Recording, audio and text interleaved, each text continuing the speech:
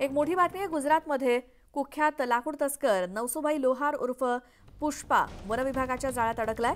यामुळे आंतरराज्य रॅकेट उघड झालंय आणि महाराष्ट्र आणि गुजरात सीमेवरील नाशिक जिल्ह्यामध्ये असलेल्या जंगलांमधील मौल्यवान अशा खैराच्या लाकडांची तस्करी करणाऱ्या पुष्पाला वनविकास महामंडळाच्या पथकानं अटक केली आहे। सिनेस्टाईल तस्करी करणाऱ्या या आरोपीला सिनेस्टाईल पद्धतीनेच वनविकास महामंडळाच्या अधिकाऱ्यांनी ताब्यात घेतलंय आणि या पुष्पाला ताब्यात घेतल्यानंतर आंतरराज्यीय रॅकेट उघडकीस आलंय।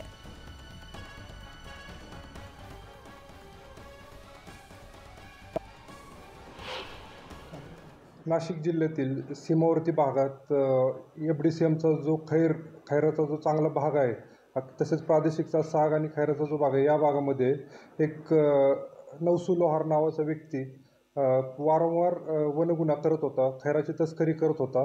जो व्यक्ती त्याच्या गावामध्ये सीमावर्ती भागामध्ये पुष्पा या नावाने ओळखला जातो किंवा तो पुष्पासारखा राहून समाजामध्ये एक चुकीचा संदेश पोहोचवण्याचा प्रयत्न करत होता। या आरोपीच्या मागे आम्ही खूप दिवसापासून होतो। आता काही दिवसापूर्वी आम्ही त्याला अटक केली आणि त्याला कोर्टामध्ये हजर केले असता कोर्टाने प्रथम आम्हाला 2 दिवसाची फॉरेस्ट कस्टडी दिली आणि पुन्हा काल वाढवून 5 दिवसाची फॉरेस्ट कस्टडी दिली।